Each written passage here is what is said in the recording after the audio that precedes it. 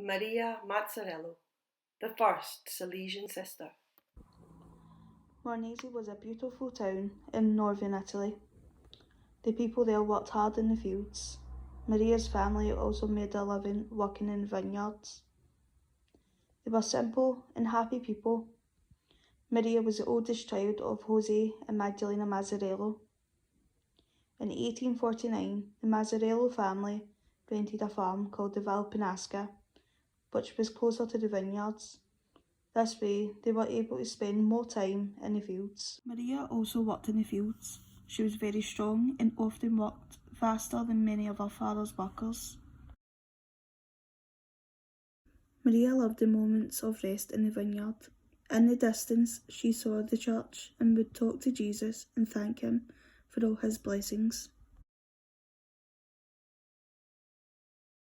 Father Pestorino was the parish priest from Mornese. Maria would often talk to him and ask his advice, especially about loving God. Every evening, Maria looked through her bedroom window and saw the parish church. She would say her night prayers right at the windowsill. Each day, early in the morning, Maria would wake up her younger sister to get ready to go to daily mass with her. Before leaving for church, they made sure all their chores were done. The parish church in Mornese was half an hour away from where Maria lived. Sometimes it was raining or even snowing, but nothing could stop Maria from going to daily mass. She really loved Jesus very much. One day in 1859, when Maria's family came home from the fields, they found their house was robbed. It was now too dangerous to stay there, so the family moved to the town of Mornese. Maria was happy to move to the town because now she was closer to the church. In the town, Maria and a group of friends started a group called Daughters of Mary Immaculate. They'd visit the sick, teach religion, help some of the mothers, and on Sundays they would pray together. In the winter of 1860, a serious epidemic of typhoid broke out in Mornese. Maria volunteered to take care of her cousins and uncle. In doing so, she herself got very sick. During her illness, she never complained. Instead, she comforted the family and friends who visited her. And even in her sickness, she was able to receive Holy Communion each day. Maria did get better, but she was not as strong as she was before. She could no longer work in the fields, so she helped her mother around the house.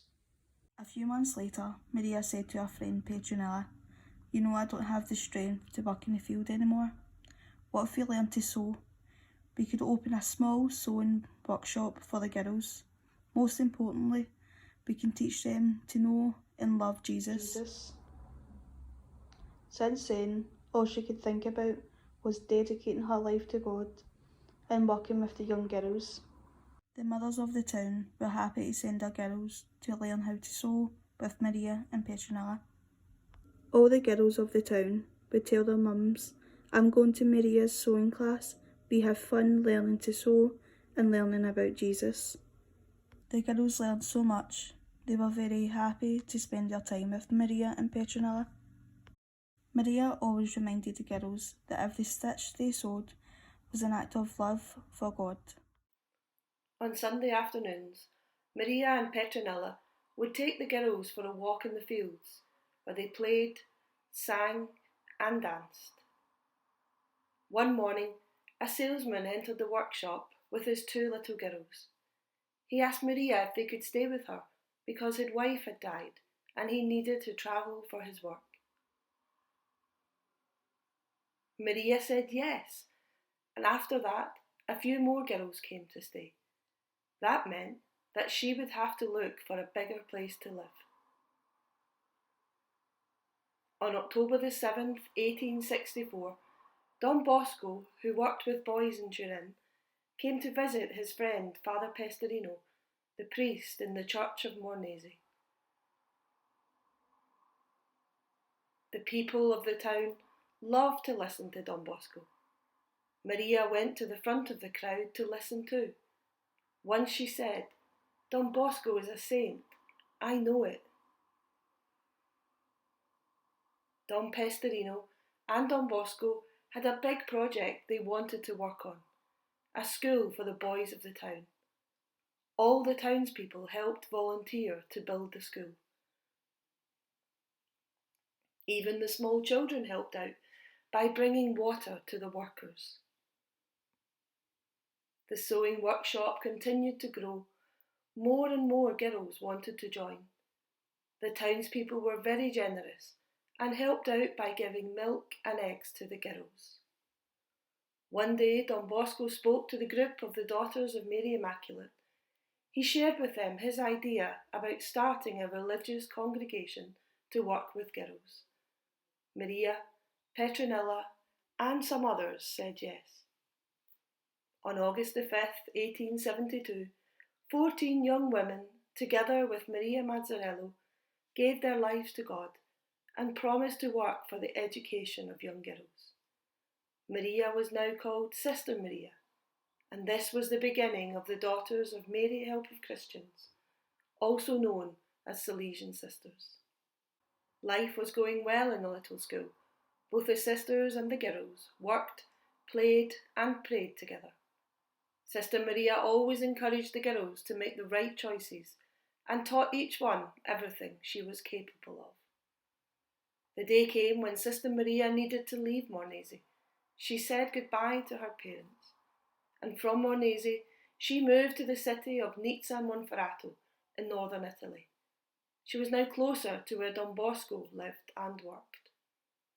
The same work Sister Maria began in Mornese now began in Nizza. The girls there were really happy about that.